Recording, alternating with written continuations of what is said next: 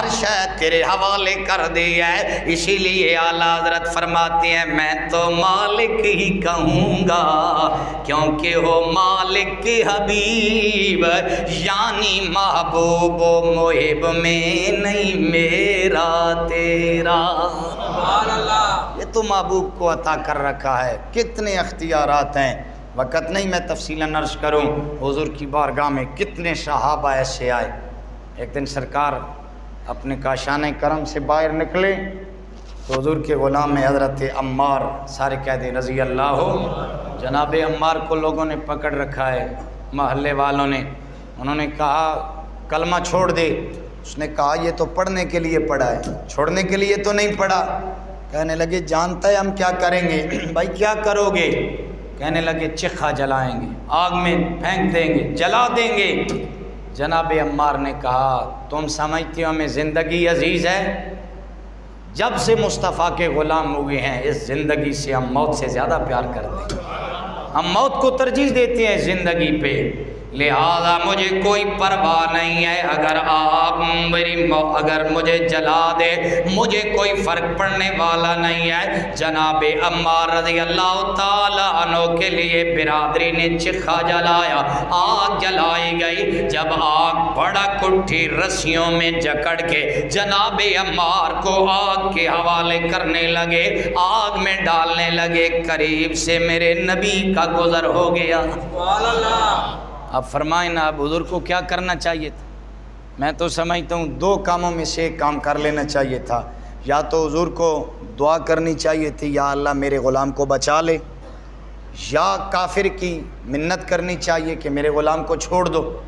ان دو باتوں کے علاوہ تیسری بات تو ہمارے خیال میں کوئی آتی نہیں ہے، لیکن نہ میرے کریم نے دعا فرمائی نہ میرے آقا نے کافر کی منت کی ہے۔ میرا نبی ڈائریکٹ آگ سے مخاطب ہوا، حضور نے فرمایا قلنا یا نار کونی باردم و سلاما علی عمار کما کنت علی ابراہیم۔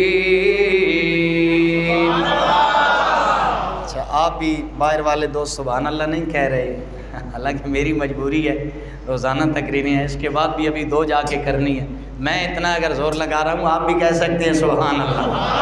سارے باہر والے ایک بار سارے کہیں سبحان اللہ۔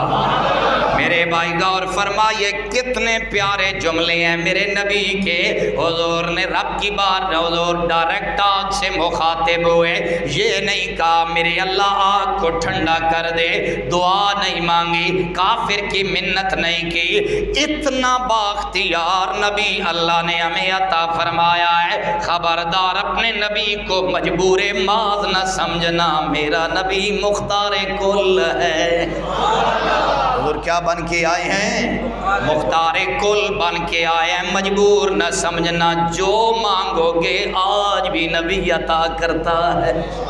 خدا کی قسم طلب سچی ہو، جذبہ سچا ہو، ہاں اس بارگاہ کا اصول یہ ہے، اس بارگاہ سے مانگنے کا اصول یہ ہے، جب تک بندہ جبہ و دستار میں رہے، جب تک دستاریں پہنے رہے، اپنے آپ کو بڑا سمجھتا رہے، جب تک اس بارگاہ میں سلنڈر نہیں کیا جاتا، اس وقت تک اس بارگاہ سے خیرات نہیں ملتی۔ اس بارگاہ سے خیرات مانگنے کا طریقہ یہ ہے، اپنے آپ کو مٹا کے اس کی بارگاہ میں عرض کرے میں کچھ نہیں، جو کچھ ہے تو ہی ہے۔ یہ اس بارگاہ کا اصول ہے، جب یہ انداز اپنایا جائے۔ میں عرض یہ کر رہا تھا آج بھی نبی عطا کرتا ہے، یہ بھی سوال ہو سکتا ہے، وہ تو حضور سامنے تھے، صحابہ جا کے سوال کرتے نبی عطا کر دیتے، یہ تو ما تحت الاسباب ہے، ما فوق الاسباب تو مدد جائز نہیں ہے، اب حضور سے کیسے مانگے؟ میں نے کہا نہیں، نبی کا اصول یہ ہے، آج بھی اگر نبی کسی کے خواب میں تشریف لاتا ہے۔ اس حوالے سے میری چند معروضات سن لے، دل میں ان کو جگہ دے۔ میرے بھائی نبی جس کے خواب میں آئے، خواب کا اصول یہ ہے، مثلاً اگر میں آپ کے خواب میں آؤں، آپ میرے خواب میں آئے، آپ کو علم نہیں ہے میں آپ کے خواب میں ہوں، مجھے علم نہیں ہے میں آپ کے خواب میں ہوں، آپ کو علم نہیں ہے آپ میرے خواب میں ہے، لیکن میرا نبی جس کے خواب میں آتا ہے، میرا نبی اپنی مرضی سے تشریف لاتا ہے۔ حضور جس کے خواب میں آئیں اپنے قصد اور ارادے سے تشریف لاتے ہیں۔ اور دوسرا خواب والا مرحلہ یہ ہے، میرے کریم آقا جب خواب میں آئے یہ خیال نہ کرو یہ کوئی اور ذات ہے، حضور جس کے خواب میں آئیں وہ میرے آقا ہی تشریف لاتے ہیں۔ حضور کا روپ کوئی اور ذات نہیں تھا۔ شیطان ہر انسان کی شکل دار کے بندے کے خواب میں آتا ہے، لیکن میرے نبی کا روپ شیطان نہیں دھار سکتا۔ اس لیے پہلی بات، نبی جس کے خواب میں آتے ہیں اپنی مرضی اور ارادے سے تشریف لاتے ہیں۔ دوسری بات یہ ہے، حضور جس کے خواب میں آئیں حضور ہی تشریف لاتے ہیں۔ اور تیسری بات یہ ہے، اگر خواب میں بھی مصطفیٰ کچھ عطا فرمائیں وہ حقیقت میں عطا ہوتی ہے۔ امام شرف الدین بوصیری کو پڑھے، آپ کا وہ قصیدہ بردہ شریف، بردہ چادر کو کہتے ہیں، وہ چادر والا قصیدہ شرف الدین بوصیری نے وہ قصیدہ لکھنا شروع کیا۔ 45 شعر پہلی رات لکھے، جب 45واں شعر لکھا، آخری شعر جو لکھا کہتے ہیں فَمَبْلَغُ الْعِلْمِ فِيهِ أَنَّهُ بَشَرٌ، میرے علم کی انتہا تو یہ ہے کہ یا رسول اللہ آپ بشر ہیں۔ اس کے اگلا مصرع ذہن میں نہیں آ رہا، وہ سرانے کے نیچے رکھا سو گئے۔ شرف الدین بوصیری سویا، مقدر جاگا، قصیدے والا خود تشریف لایا۔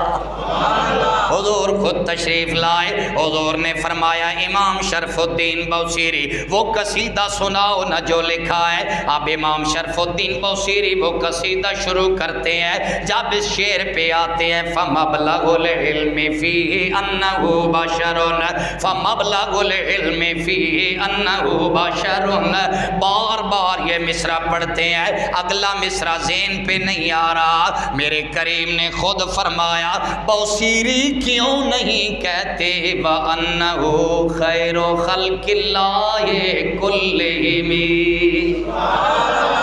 شرف الدین کیوں نہیں کہتے مجھے اللہ نے افضل البشر بنا کے بھیجا ہے، تمام کائنات سے مجھے رب نے افضل بنا کے بھیجا ہے۔ امام شرف الدین بوصیری فرماتے ہیں یہ مصرع نبی نے عطا فرمایا اور حضور نے چادر عطا فرمائی تحفہ کے طور پہ۔ شرف الدین بوصیری کہتے ہیں صبح اٹھا تو میرے سرانے کے نیچے موجود تھی۔ اس لیے میرے بھائی آج بھی نبی عطا بھی کر سکتے ہیں، نبی خواب میں بھی آ سکتے ہیں۔ بہرحال میں عرض یہ کر رہا تھا حضور کے دور کی بات ہے، حضور پاس سے گزرنے لگے، جناب عمار کو برات فرمایا یا نار کونی بردم و سلامن علی عمار کما کنت علی ابراہیم، یہ وہی بولی ہے جو ابراہیم کے لیے میرے رب نے بولی تھی۔ اس کا اپنا خلیل ہے، رب نے اپنے خلیل کے لیے یہ بولی تھی، آج مصطفیٰ نے اپنے خلیل کے لیے یہ بولی ہے۔ رب نے بھی آگ کو حکم دیا، مصطفیٰ نے بھی ڈائریکٹ آگ کو حکم دیا، فرمایا یوں ہی ٹھنڈی ہو جس طرح ابراہیم کے لیے ٹھنڈی ہوئی تھی۔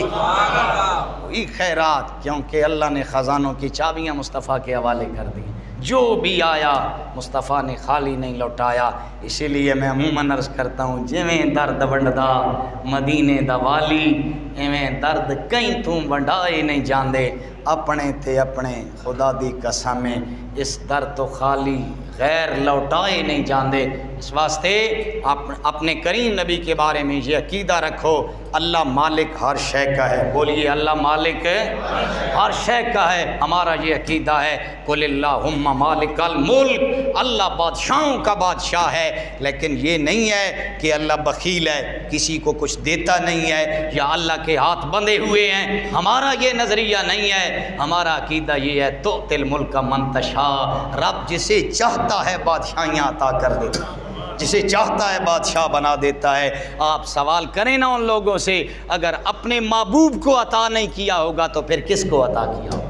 اپنے یار کو عطا نہیں کیا ہوگا تو کس کو عطا کیا ہوگا؟ اس لیے پھر خود اظہار بھی فرمایا، میرے حبیب تجھے تو اتنا عطا فرمایا ہے، اتنا کثیر، اتنا دیا ہے کہ اس کثرت کو کوئی بیان بھی نہیں کر سکتا، کسی کے وہم و گمان میں بھی وہ کثرت نہیں آ سکتی۔ دعا گو ہوں میرا مالک ہمیں اپنے نبی کا مقام سمجھنے کی توفیق عطا فرمائے۔ آخر دعوانا ان الحمدللہ رب العالمین۔